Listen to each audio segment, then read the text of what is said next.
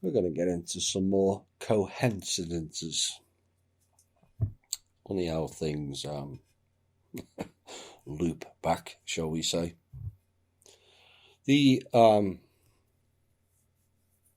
author, Ayn Rand, A-Y-N, is a known and popular author who had her books distributed through American schools, no doubt. And they later went on to name an institute after her. Her most well-known book was Atlas Shrugged.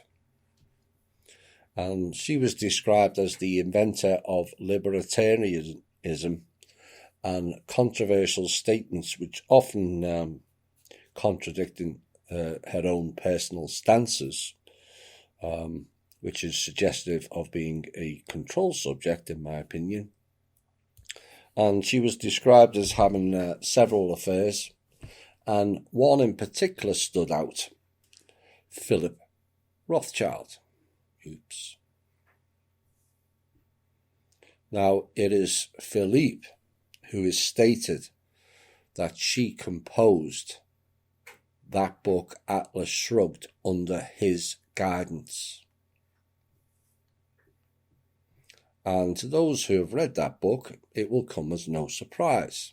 And the book outlines the destruction of Earth as envisioned by the Illuminati. And the master plan is that there are 6 areas of society in which the Illuminati intends to rule. 1, religion. They already do.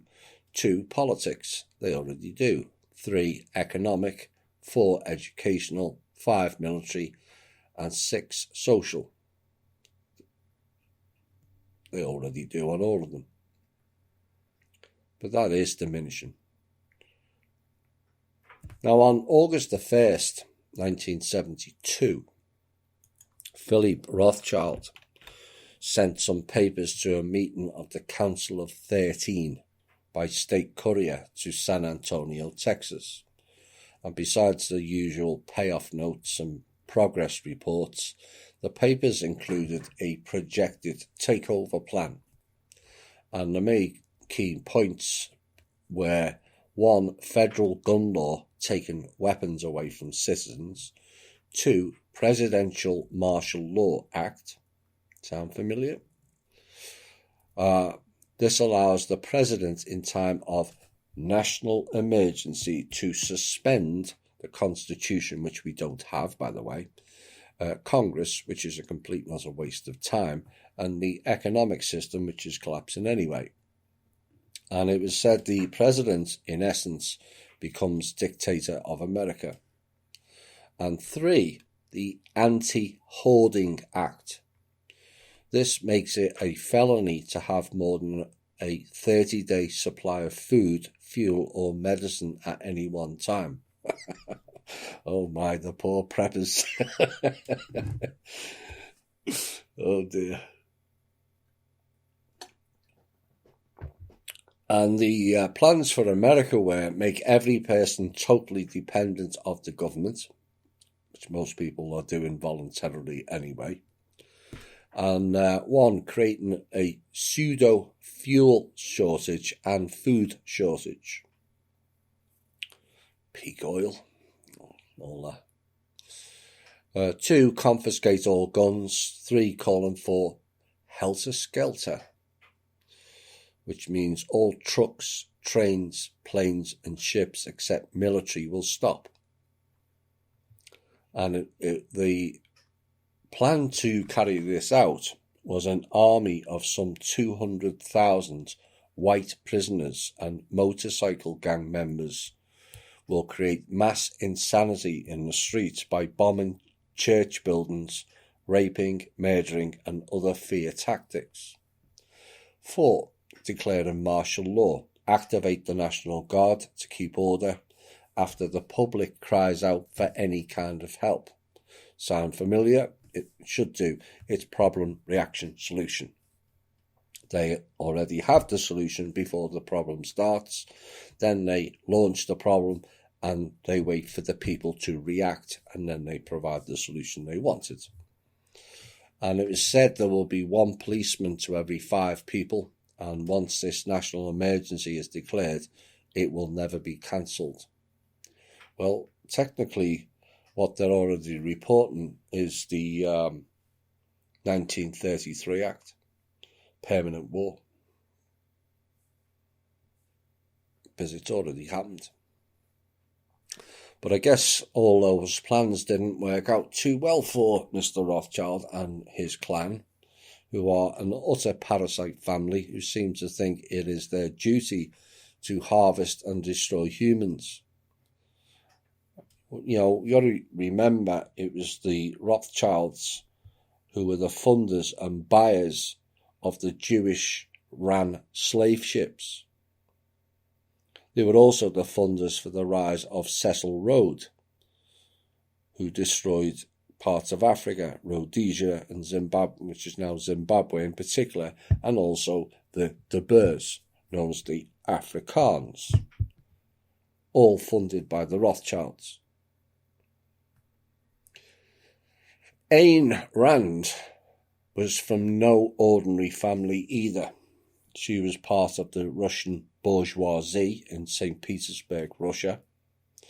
And I guess they were not concerned of her alleged Russian background or potential collusion when she moved to New York in 1926, where she quickly went on to Hollywood, where she had a chance meeting with a director which led to a part in a movie, and she later went on to writing for RKO and other top studios. As is all too common on our show, names change, which I find extraordinary for a national security issue for a foreign national, particularly someone from Russia, given the media's rhetoric about it, changing their name when entering a foreign country. Ayn Rand was born Alicia Zinovyevna Rosenbaum, born in St. Petersburg, Russia, died in New York, born to Jewish parents. Incidentally, or is it coincidentally, you decide, Ayn Rand's mother's maiden name was Kaplan, with a K. And funny enough, we have a Kaplan senator in New York, of course, with the same name as Ayn's mother, Anna. It doesn't end there. So what is eerily coincidental is Ayn Rand first came to America and she went to visit relatives in Chicago. Anna Kaplan arrived in America at age 13 as an unaccompanied child refugee after being sent here by her parents in Iran. Anna was then sent to a foster home in Chicago. But what parents send their child to a foreign country on their own at age 13? Unless they are genetic-based offspring from certain elite families. Now, her parents arrived later, and like Ayn, she left Chicago and went to New York. Anna Kaplan is the first Iranian American to be elected to either of New York's state legislative chambers. And yet, isn't it funny, she's not the target of anti-Iran in her political career or debates, is it not? Given the portal people's propensity to blame all things of to do with the Middle East on Iran.